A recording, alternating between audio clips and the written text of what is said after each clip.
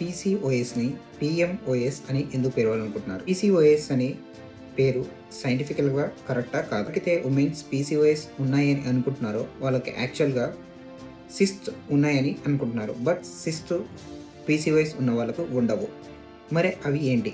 సింపుల్గా అర్థం చేసుకుందాం. పీసీఓఎస్ అంటే పి అంటే పాలి, సి అంటే సిస్టిక్, ఓ అంటే ఓవరీస్, ఎస్ అంటే సిండ్రోమ్. అంటే అప్పుడు డాక్టర్లు పీసీఓఎస్ అని చెప్పగానే నా ఓవరీస్లో సిస్ట్ ఉంది అని అనుకుంటారు.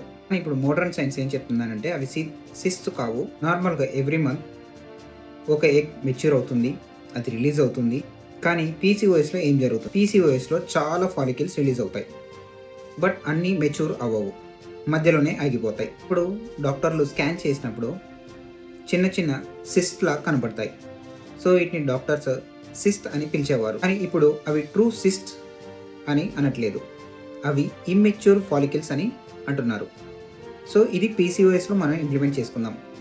ఫాలికల్స్ స్టార్ట్ అవుతాయి, బట్ మెచ్యూర్ అవ్వవు, ఓవ్యులేషన్ ఇంప్రాపర్గా అవుతుంది, పీరియడ్స్ ఇర్రెగ్యులర్గా ఉంటాయి, బ్లడ్ ఇష్యూస్ ఉంటుంది, హార్మోనల్స్ ఇంబ్యాలెన్స్ జరుగుతుంది.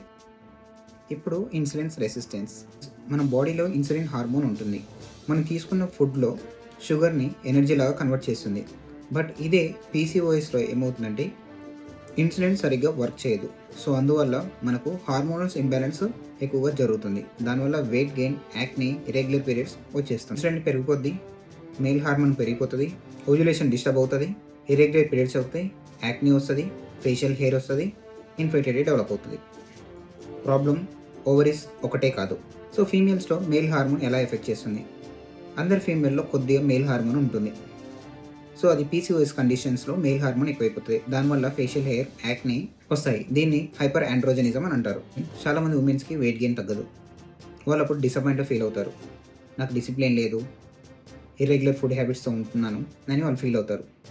మెడికల్గా చూసుకున్నట్లయితే ఇన్సులిన్స్ మెటబాలిజంని స్లో చేస్తుంది, బాడీ ఫ్యాట్ని స్టోర్ చేస్తుంది, క్రేవింగ్స్ని పెంచుతుంది, బెల్లీ ఫ్యాట్ని పెరుగుతుంది.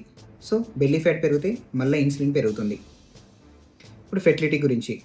ఫెర్టిలిటీలో ఓవ్యులేషన్ రెగ్యులర్ అనేది చాలా ఇంపార్టెంట్. కానీ పీసీఓఎస్లో ఓవ్యులేషన్ ఆబ్సెంట్ ఆర్ డిలేడ్ ఉంటుంది. ఇంపార్టెంట్ గుర్తుపెట్టుకోవాల్సింది, పీసీఓఎస్ అంటే ఇన్ఫెర్టిలిటీ కంపల్సరీ అన్నట్టు కాదు. సో ఇప్పుడు పిఎంఓఎస్ అంటే poly endocrine metabolic ovarian syndrome. Metabolic అనే వర్డ్ చాలా important. So as a homeopathy డాక్టర్గా PCOS only hormonal imbalance, metabolic imbalance, emotional imbalance, constitutional imbalance అన్ని గ్యాదర్ చేసుకొని కంప్లీట్గా ప్రిస్క్రైబ్ చేస్తాం. So homeopathy